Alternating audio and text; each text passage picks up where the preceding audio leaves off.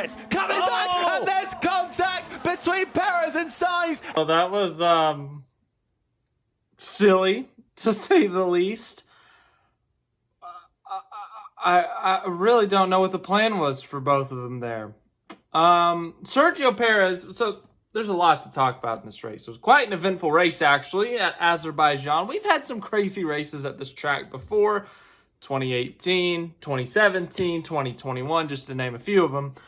But this was just bizarre. Really weird. The last couple of laps of this race. So we had a tight fight for the win in this thing. Oscar Piastri versus Charles Leclerc. And then when those two would get racing, Sergio Perez would be right there. And then at the end of this thing, with slightly fresher tires, Carlos Sainz was able to close in on the top three.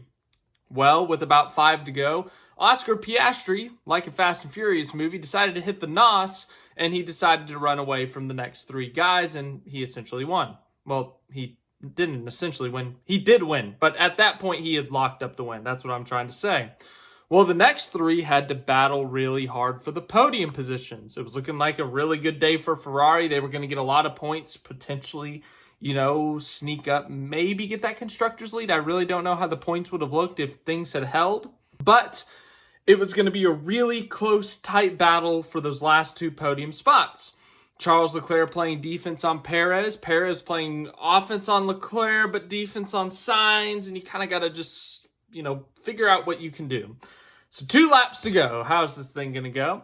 Sergio Perez attempted to pass Charles Leclerc. Couldn't get it done. Leclerc, it was fair. I would say it was fair. I'm a big fan of hard racing, and this was just hard racing. Leclerc made just a little bit of contact with him, and once again, I think it was fair, hard racing, but it slowed them up enough to where Carlos Sainz was able to get past Perez, or at least side by side. As a result, Sainz went into the next corner, went a little bit deep, and Perez was able to cross him over. They're side by side going down the next straight, and all of a sudden, they're wrecking. I mean, I'm not talking about a little bit of contact that causes a puncture like what happened at Austria with Norris and Verstappen. I mean, like, they're in the wall wrecking hard. It startled me when I was watching. And I was like, you idiots. It's 2 laps to go fighting for a podium. Both your teams desperately need points for the Constructors' Championship, but you just wrecked each other. I mean, just mind-boggling stuff. And then you look at the replay, and the replay is even more confusing. Because you look at Sainz's onboard, you look at Perez's onboard. For the most part, they're holding the wheels pretty straight for the most part. But the one for me is the overhead, the helicopter cam. Perez, if you look at the dashed white lines, it looked like Perez was going pretty straight. And Sainz just slowly drifting down, and they just barely make contact. And in these cars, that's enough. That's enough to wreck them. And they went out in explosive fashion, just hard into the wall. Firstly, they're both okay, which is good to know. Sergio Perez, rightfully upset. Carlos Sainz seemed a little confused on the radio. I mean, he was mad, but then he seemed a little confused, whereas Perez, the instant he crashed, he was screaming on the radio. I was confused. I think that's on Sainz. I think he had more space, or he thought he had more space, and he thought that Perez would keep moving down the track. But Perez just kept going straight. He doesn't have to move down. If Sainz, if there was a wall in front of Sainz, then okay, maybe Perez would give him space. But I don't think Perez was obligated to give him that, keep going down the track. He's trying to make a pass. It's a lap and 3/4 to go for a podium position. You're not going to let that go. He just kept going, and they crashed. And just mind-boggling stuff. These are supposed to be the best drivers in the world, and they're wrecking each other over a podium. These are 2 guys who have won multiple races in their career, and I'm all for hard racing. You know what happened in turn 1, what happened throughout the day between Leclerc and Piastri and, well, I guess it was Leclerc and Piastri, Leclerc and Perez, Perez and Sainz. We saw some pretty good racing today, but that was just, I'm still like, it's only been an hour, I guess, but I'm still just trying to process it. I mean, just really dumb stuff from, I guess, both of them, but I still think that's on Sainz. But the onboard just makes it more confusing because, I mean, it's not like Sainz turned a hard left to throw a block or anything. It's not like he was like this and just kept on going. I mean, he was marginally moving, and then eventually they touch. And as I said, these open wheel cars, you touch, like it's massive. It's a massive impact. So, as I said, thankfully both of them are okay. But Sergio Perez was having one of his best race weekends of the year. His best race weekends, it's China. And all of a sudden it goes to crap. He gets wrecked. So just mind-boggling stuff. And as for the race for the win, it was really, there was no guarantee who's going to win at this race until about 5 to go when, as I said, Piastri pulled away from this thing. Oscar Piastri started second, and Leclerc led the first stint, really. And he came out behind Leclerc, and then suddenly he had the opportunity. He had the DRS. He was able to stay within a second or two of Leclerc all day long, even when he was in second. And he finally got the opportunity heading into turn one. That's probably the heaviest passing zone. And he made the pass, and he was able to hold on. Now, Leclerc had a couple opportunities. He made a couple of attempts to go for the lead, whether he was, going to try to dive bomb or he was going to try to go around the outside, force maybe Piastri into a mistake.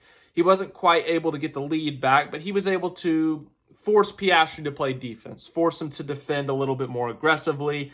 And it was really good racing between those two. Really fair, really clean, really good stuff. But ultimately, Piastri was able to hold on. Now, if you were Perez, passing two cars when you haven't been able to pass one in 30-something laps, it's a little optimistic. But you're kind of hoping that the top two, brush each other up. Not really what happened between Sainz and Perez, but you're hoping, someone forces something off. Somehow, some way, they both have to lift a little bit more than usual, and you can just scoot on by. But Perez, he had a really good view of the fight, but he just wasn't quite there in terms of the pace. Obviously, Red Bull's had a really rough couple of months, and we're going to talk about their championship hopes, both championships later, but this was Perez's best weekend. This is Perez's best track. He's the only driver in the history of this track to have multiple wins. He was better than Max Verstappen all weekend long, and it was the same story last year. He was better than Max last year. He was better than Max this year. This is, for some reason, this specific track just really suits his style. We know the street tracks really suit his style. He's won at Singapore. He's won at Saudi Arabia. He's gotten poles at Miami. He ran good at Vegas last year. So we know that these styles of tracks really suit him. But, with Red Bull, how much they've struggled, it was really a question as to, was he going to be able to put together a typical Sergio Perez Baku performance? And he was. And the finish doesn't show it, but he was going to get a podium, or if he didn't get a podium, he would have been fourth. So it was good to see Perez back in the mix. And then as for the constructors, Ferrari should have had a better day. I guess let's just get into the results here. Oscar Piastri wins the Azerbaijan Grand Prix, career win number 2. Of course, there was the controversy with his first one and the team orders and all that stuff. And this time, Piastri, 100% deserved. I don't think anyone will dispute this one. Drove a great race today. Made a great move to get the lead. Had to play some aggressive defense. And once again, he did a great job at defending against Leclerc. Great job to hold him off. So his second win.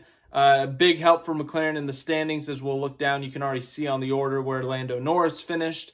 But big day for them. They take the Constructors' Championship lead. It was inevitable with how poor Red Bull has been the past couple of months. But now it's official. Now McLaren has the lead, and if they give it up, it's not going to be to Red Bull. It would be more than likely to Ferrari. Speaking of Ferrari, Charles Leclerc finishes second, his 4th consecutive pole at Baku. He's got this place figured out in the qualifying, just can't quite get the race down. Of course, a couple of those, just the race pace hasn't been there for the Ferrari. Today, I think McLaren was for sure better, but Leclerc kept it close. Obviously led that opening stint before being passed by Piastri. But a really good day for him. I think he could have won this race, but ultimately just burning those tires a little bit too much that final stint. Finishes second, though. Great haul of points for him. Unfortunately, with the Sainz incident, that really hurts them in the constructors. George Russell, second time he's taken advantage of two guys taking each other out with just a handful of laps to go. Of course, got that win in Austria when Norris and Verstappen took each other out. And now looking at this, watching Perez and Sainz take each other out. Russell, solid day, really quiet day, but he ends up on the podium due to the crash between Perez and Sainz. Lando Norris fourth, great drive from him. So here's the thing, fourth and fifth, we can find a reason to be mad at both of them if you're either team. For Lando Norris, you're finally fighting for a championship for the constructors, McLaren, and it ends up working out for him. But for the drivers, you've been quicker than Red Bull for 2 months now, significantly quicker as of recent. And there's no reason you should lose to them. There's no reason you shouldn't be outgaining them by a lot of points. There's no reason, honestly, you shouldn't be winning every race at this point. Or, winning 80% of the races at least the rest of the season. He qualifies 17th.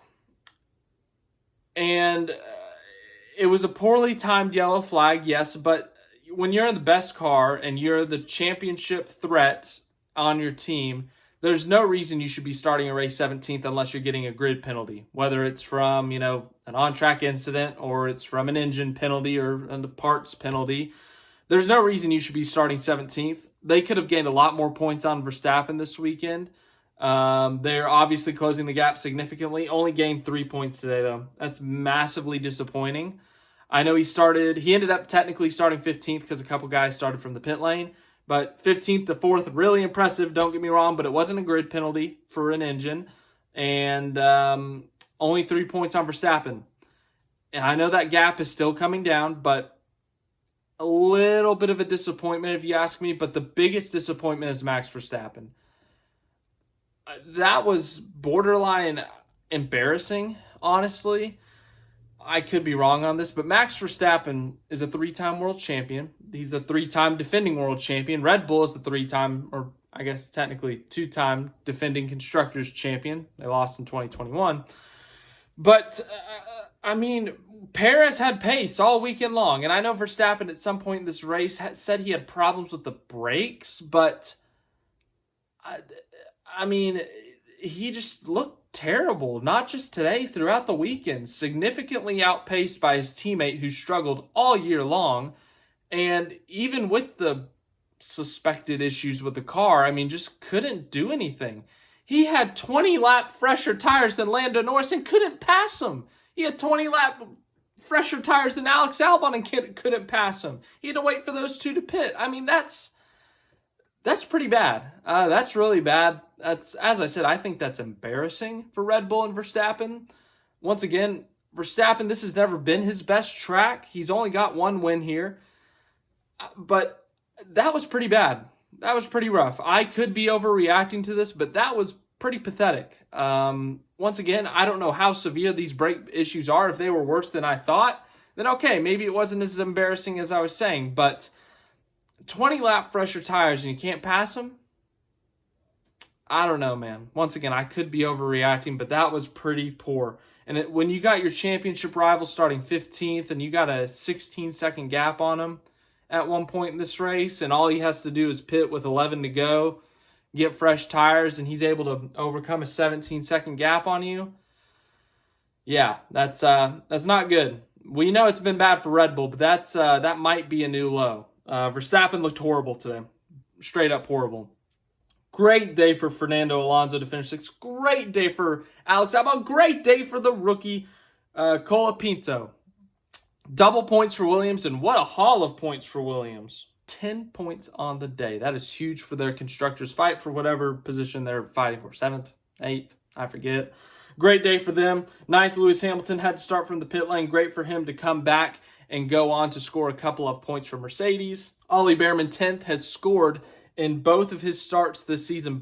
He has 2 career starts in F1. One for Ferrari, one for Haas. He has scored points in both of them. Extremely impressive by the young driver. 11th place, Hulkenberg. 12th, Gasly. 13th, Ricciardo. 14th, Zhou Guanyu.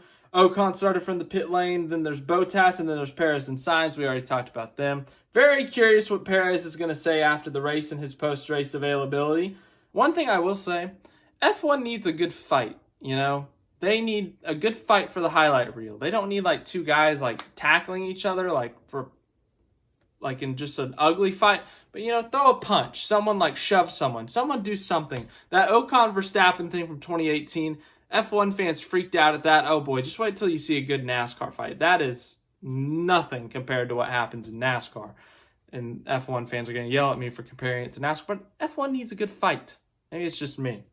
But point being, this was very, very, very fight-worthy, what happened between those two.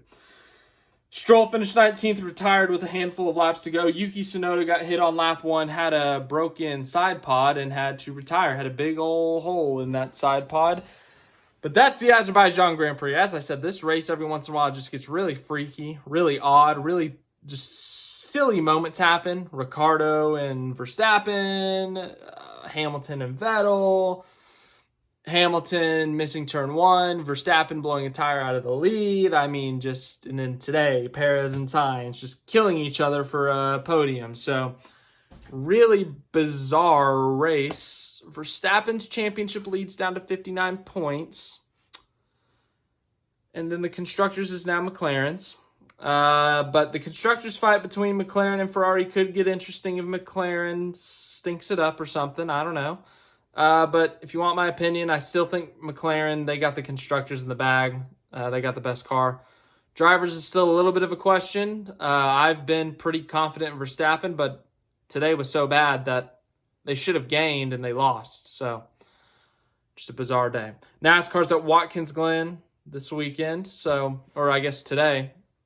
Later today. I woke up at 5:30 this morning, guys. It's 5:30. It was 5:30 when this pre-race started today. So, thanks for watching this video. Hope you enjoyed it. Wild incident.